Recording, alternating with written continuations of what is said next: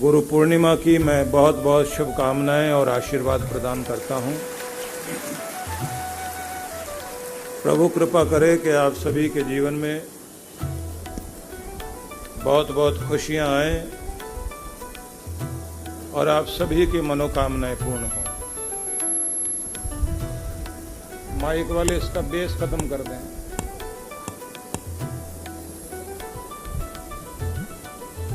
मेरे साथ आप लोग उच्चारण करेंगे। ओम प्रियाणाम त्वाम प्रियपतिम हवामहे। हे परम प्रिय प्रभो, आप परम प्रियों में परम प्रिय हैं। हम आपको परम प्रेम के लिए पुकारते हैं। हे प्रिय, मैं अपने आप को तेरे हाथों में सौंपता हूँ। सदा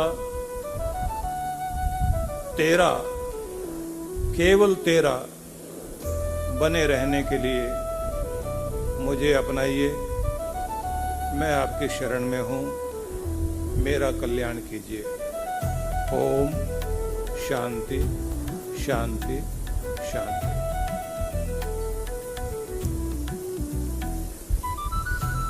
परमेश्वर प्रियों में भी प्रिय है। उससे बढ़कर परम प्रिय दुनिया में कोई भी नहीं है। और जो हमारा प्यारा है वो केवल मात्र हमारा भला ही चाहता है। उसके हर रूप में भलाई है, इसलिए उसे स्वीकार करना चाहिए कि जैसे रखे, जो दे, जैसी परीक्षा ले, हम हर हाल में अपने आप को उसे समर्पित करके चलें। हमारे होठों से सदैव आभार और धन्यवाद के गीत प्रकट हों। परमेश्वर को जाने कि वो हमारा परम प्रिय है और वो सदा हमारा भला ही करता है। वो जिस रूप में भी हमें रखे, हमारी आदत बन जाए आभार प्रकट करने की, धन्यवाद देने की। और जिन नेमत को, वरदानों को, कृपाओं को भगवान ने किया, उन्हें याद कर करके बार बार धन्यवाद करना चाहिए। तो उसी तरह की और भी अनेक कृपाएं आपकी जिंदगी में आएंगी। जो जो चीजें आपके जीवन में नहीं आ पाई, आप उनके लिए शिकायत करते रहे, उनके लिए आप भगवान को भी दुखी होकर कहते रहे कि दूसरे को दिया, मुझे क्यों नहीं दिया। वो बिल्कुल ऐसा ही है जैसे कोई किसी को कोसता है। और ऐसा शिकायत करना हमारे दुर्भाग्य को बढ़ाता है। उससे हमारे अंदर का वो चुंबक जो अच्छी चीजों को अपनी तरफ खींचता था, हमारी तरफ खींचता था, वो फिर हमारी तरफ नहीं आ पाती। बल्कि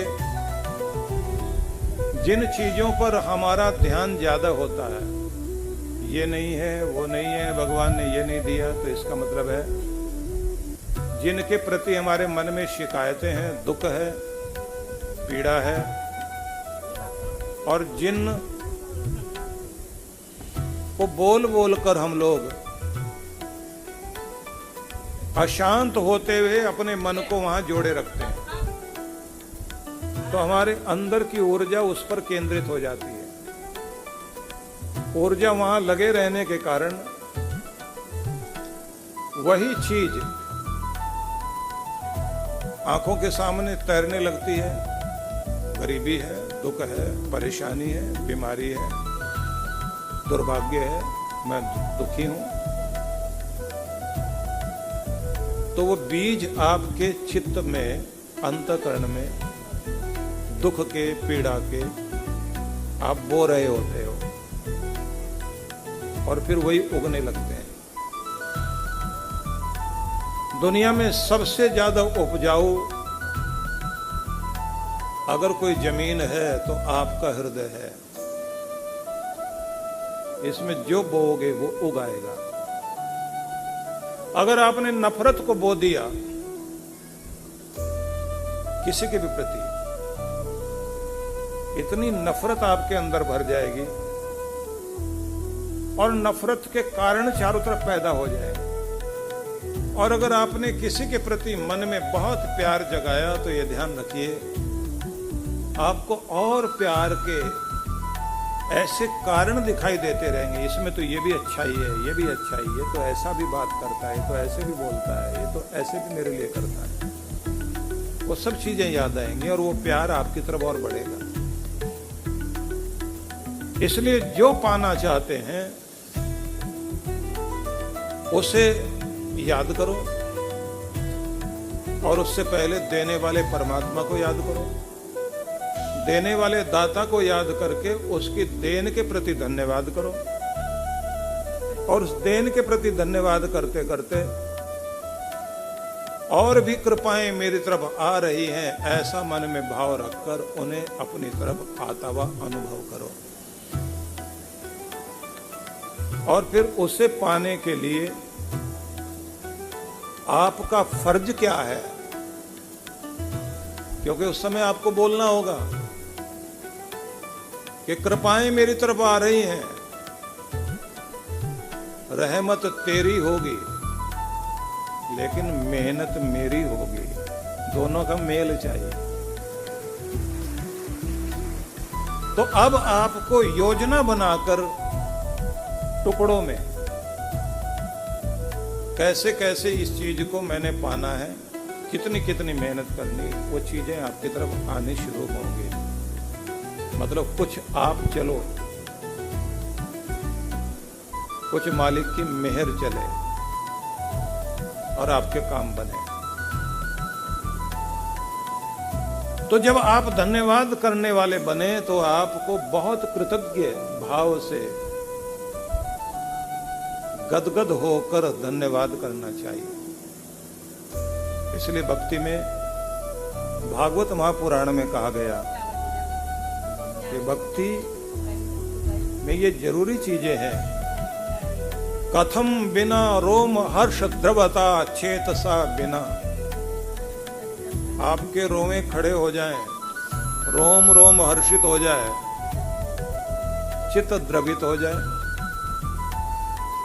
बिना आनंद अश्रु कलया शुद्धयो भक्त्या बिना आशय। आंखों से आंसू बहने लग जाए, रोमांच पैदा हो जाए, चित्त पिघलने लग जाए, भावनाओं का उद्रेक आपके अंदर आने लग जाए और नाम सिमरन करते, जप करते करते आप जैसे रुआंसे हो जाएं या बहुत आनंद में आ जाएं, गला रुंध जाए, होठ न हिल पाए, लेकिन हृदय बोल रहा हो कि तू कितना कृपालु है। बस यहां से वो फ्रीक्वेंसी तैयार होती है जो ऊर्जा के उस स्तर को लेकर आती है कि उसी फ्रीक्वेंसी पर वे चीजें आपकी तरफ आनी शुरू हो जाती हैं जो परमात्मा की फ्रीक्वेंसी पर चारों तरफ फैल रही है। मतलब चारों तरफ ऊर्जा फैली हुई है। कितना जबरदस्त काम करती है। आपका मंत्र जाप होता है, इधर से उसकी तरंगे, रेडियो तरंगे निकलती हैं, प्रकाश चलता है ना, 1 सेकंड में 1,86,000 मील, किलोमीटर नहीं मील, 86,000 मील की गति से 1 सेकंड में प्रकाश चलता है। वैसे रेडियो तरंगे, प्रकाश, ध्वनि और दृश्य की तरंगे 1 सेकंड में जैसे ही इधर से भेजी गई, 1 सेकंड में पृथ्वी के 7 चक्कर लगा देती है वो 1 सेकंड में। मतलब यहां से किया इतनी देर में 7 चक्कर काट दिए उसने। इसलिए अगर यहां बोला जा रहा है और कुछ प्रकट किया जा रहा है, दिखाया जा रहा है, तो अमेरिका में भी साथ साथ देख सकते हैं।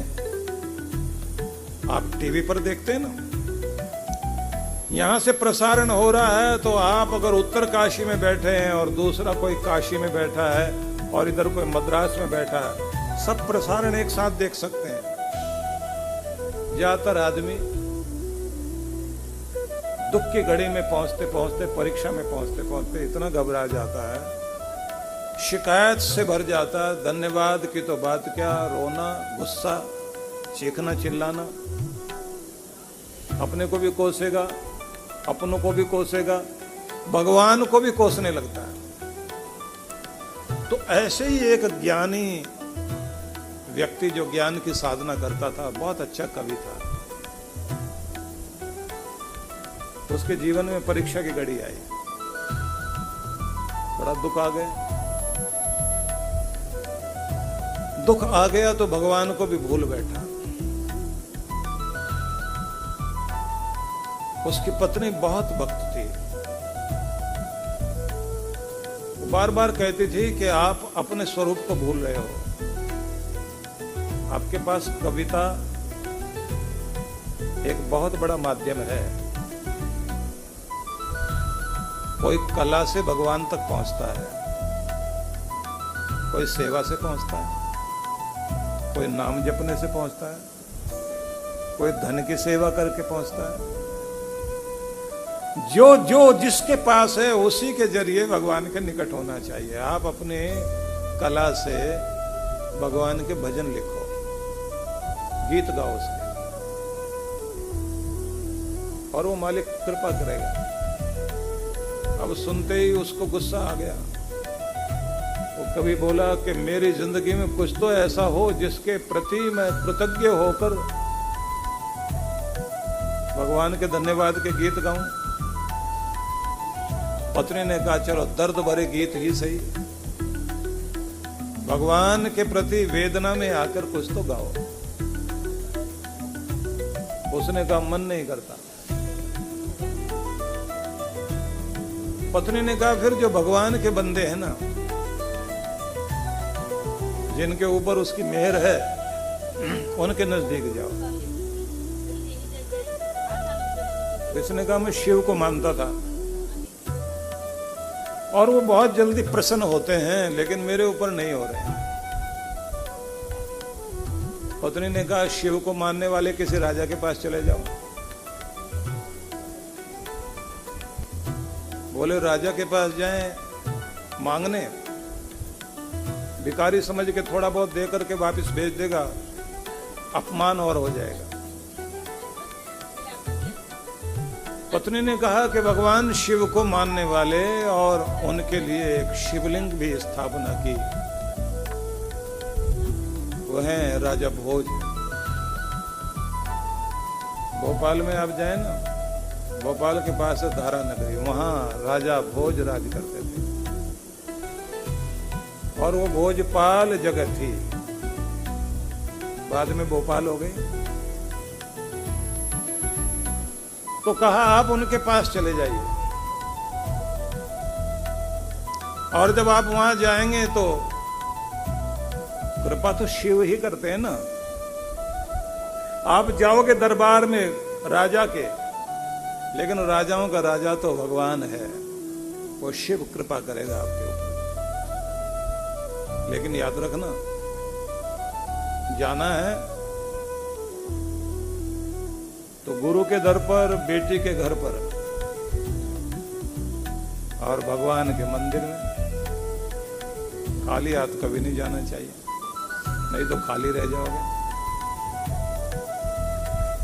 कुछ लेके जाओ, भर के आओगे। तो इसने कहा कुछ है ही नहीं। तो इसके आंगन में गन्ने बोए गए थे, तो गन्ने के पौधे वो उगे हुए थे।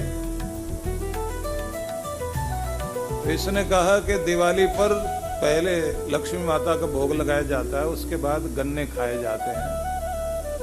बोले हो सकता है लक्ष्मी पहले ही आपके घर आ रही है, एक गन्ने का पौधा काटिए और गन्ने के टुकड़े करके एक सुंदर से कपड़े में जो अपने घर में है उसमें बांधकर राजा के पास लेकर जाओ और ये कहो इस धरती की मिठास जो भगवान ने धरती से प्रकट की है वो लेकर आया हूं, इसलिए आया हूं कि मेरी जिंदगी को मधुर बना दो। तो ये जाके उनको दे देना। राजा भोज खुश हो जाएंगे। अब जोश तो आ गया बेचारे को, करता क्या। एक पोटली में गन्ने के टुकड़े बांधे और एक डंडे में अपने और कपड़े भी, पोटली में गन्ने भी, वो सब बांध करके ये चला।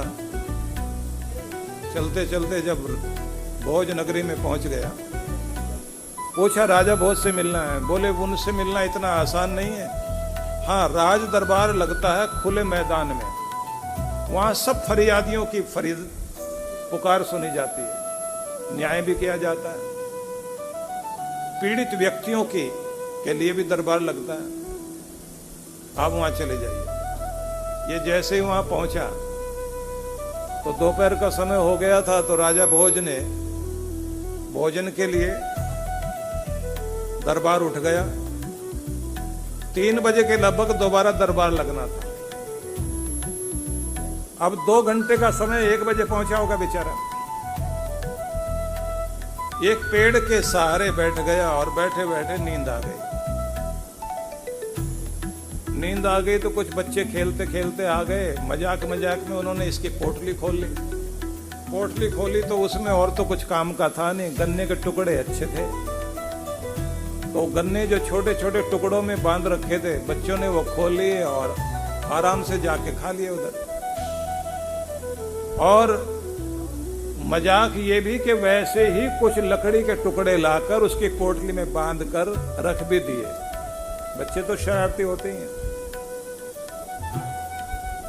अब ये गया दरबार में। जैसे दरबार लगा तो कहा गया एक कवि है, गरीब है, दुखी है, परेशान है और बहुत दूर से चल के आया है। आंख में आंसू इतने हैं कि उसको दिखाई भी नहीं दे रहा। आधा देखता आधा चलता है, सहारा देकर चलाना पड़ रहा है। पास लेकर आए। भोज ने कहा कविता सुनाओ। तो इसने कविता में बोलना शुरू किया,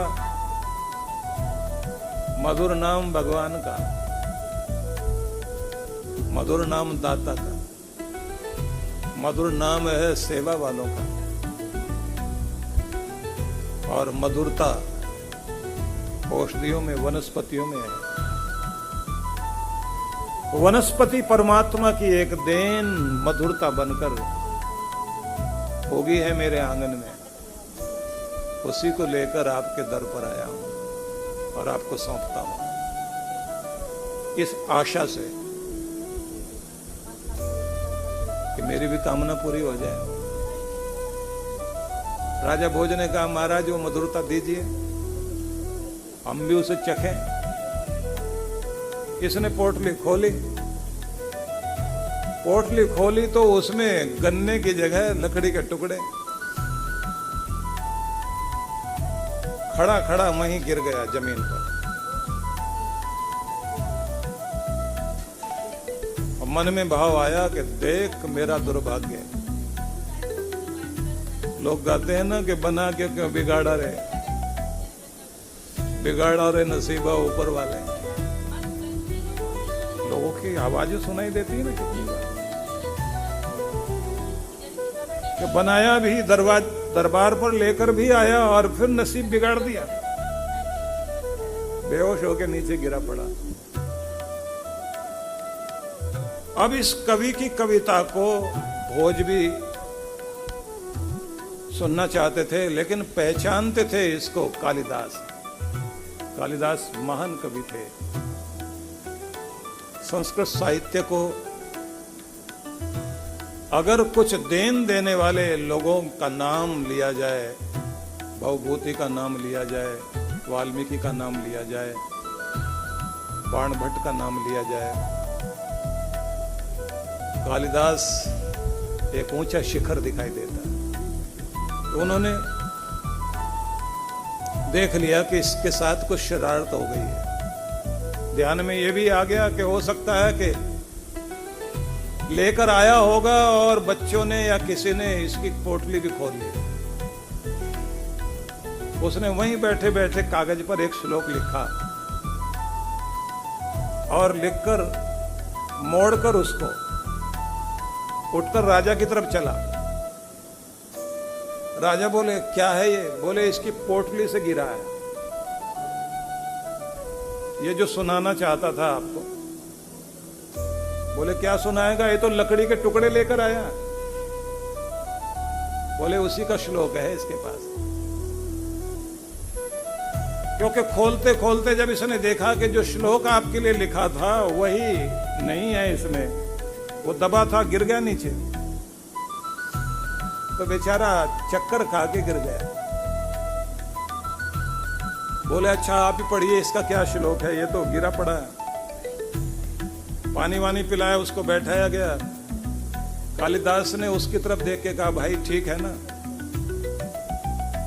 जो तुम्हारी भावना है उसको मैं अपनी आवाज देता हूं, मैं बोलता हूं उस बात को। हाथ जोड़ के वो कवि बैठा हुआ। कालिदास ने कहा ये कहता है कि एक शिव जी को मानने वाला और शिव जी से भी जिसने लड़ाई लड़कर भिड़ गया था वो था अर्जुन। खांडव प्रस्थ में अपने तीरों से आग लगा दी थी उसने और उस वन को जला दिया था। और शिव का ही एक रूप हनुमान अन्यायी का अत्याचार देखने के बाद अपनी पूंछ में आग लगाई, लंका को जला दिया। और एक मेरे शिव साधना करने वाले लोगों के साधना में भंग डालने वाले कामदेव को जब उसने देखा तो अपनी भ्रुकुटी से आग प्रकट की, कामदेव को जलाकर राख कर दिया। जलाने वाले लोगों की चर्चा सुनी है, अर्जुन की चर्चा सुनी, हनुमान की सुनी, शिव की भी चर्चा सुनी। पर इस दुनिया में गरीबों की, लाचारों की गरीबी जलाने वाला आज तक कोई नहीं मिला। ढूंढता फिरता हूं उसको, कोई गरीबी जला दे। ढूंढता फिरता हूं कि कोई आंसुओं को पहुंच ले, इसलिए लकड़ी के टुकड़े लेकर आया हूं कि जलाए कोई, आग लगा दे कोई इसको। सुनना था। भोज खड़े हो गए, आंख में आंसू, और गदगद होकर उन्होंने कहा इतनी बड़ी प्यारी कविता, सोने के सिक्कों के 3 थैले उसके हाथ में पकड़ाए और विदाई दी, जाओ। जब वो जा रहा था उसने कृतज्ञता से राजा की तरफ देखा और कालिदास की तरफ देखकर मुस्कुराया। चल पड़ा। भोज ने देखा और कहा वापिस आओ, वापिस आओ, वापिस आओ। वो कविता तो कालिदास ने पढ़ी थी, पर तू जो पीछे मुड़ के मेरी तरफ देखा और फिर इसकी तरफ देखकर मुस्कुराया, कुछ चालाकी है। और कालिदास तुम नहीं बोलना, ये पीछे मुड़ के मुस्कुराया क्यों और मेरी तरफ देख करके सिर झुकाया क्यों। अब की बार कवि में हिम्मत आ गई, उसने कविता पढ़ दी अपनी, और पढ़ा क्या कि गरीबी का बोझ लेकर आया था, तो जैसे ही यहां आया तो कंधे हल्के हो गए। हर जगह मेरे पीछे पीछे आती थी गरीबी, तो पीछे मुड़ के देख रहा था कि अभी तो वापस तो नहीं आ रही, मेरे साथ तो नहीं आ रही। तो मैंने देखा कि नहीं आ रही, तो फिर मैं कालिदास की तरफ देखकर मुस्कुराया कि मेरी गरीबी मेरे साथ नहीं आ रही, वो छूट गई पीछे।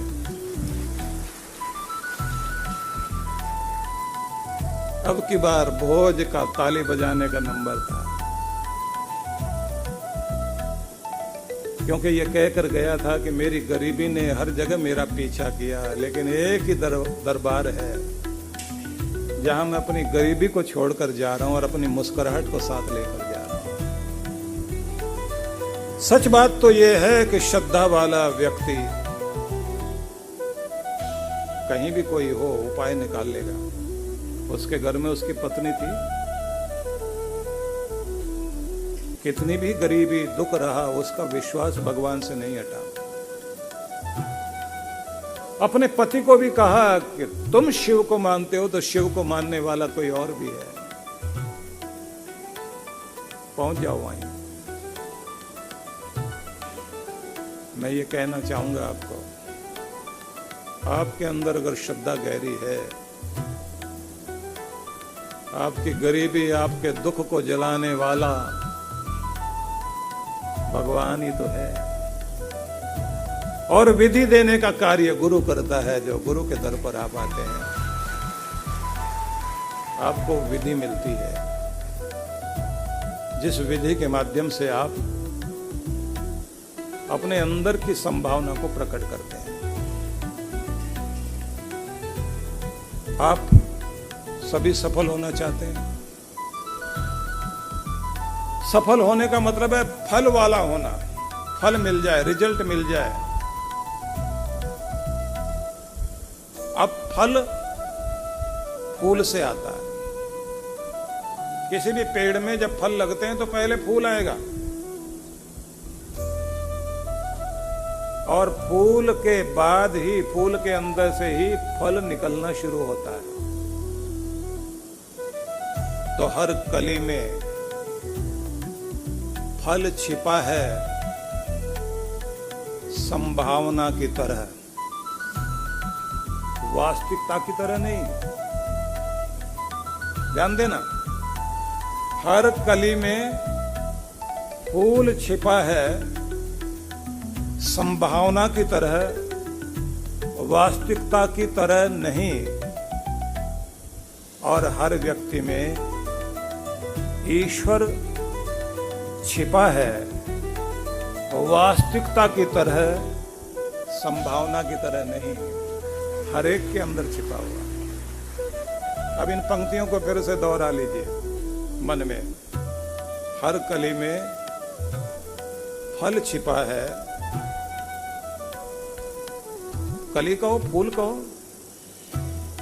हर कली में फल छिपा है, संभावना की तरह, वास्तविकता की तरह नहीं। मतलब संभावना है, पॉसिबल है, ये पॉसिबिलिटी है कि कली फूल बने और फूल फल बन जाए। ये संभावना तो है, वास्तविकता नहीं। वास्तविकता तब होगी जब संभावना पूरी बन जाएगी। मतलब फल जब आएगा तभी वास्तविकता पूरी होगी। और हर व्यक्ति के अंदर ईश्वर छिपा है, वास्तव में, संभावना की तरह नहीं। हो सकता है भी और हो सकता है नहीं भी। अगर आपके अंदर संभावना इस बात की है कि वास्तव में मेरे अंदर मेरा ईश्वर है, मैं उसे प्रकट कर सकता हूं, तो आपकी वो संभावना निश्चित रूप से वास्तविकता में बदल जाएगी। आपको भगवान जरूर मिल जाएंगे।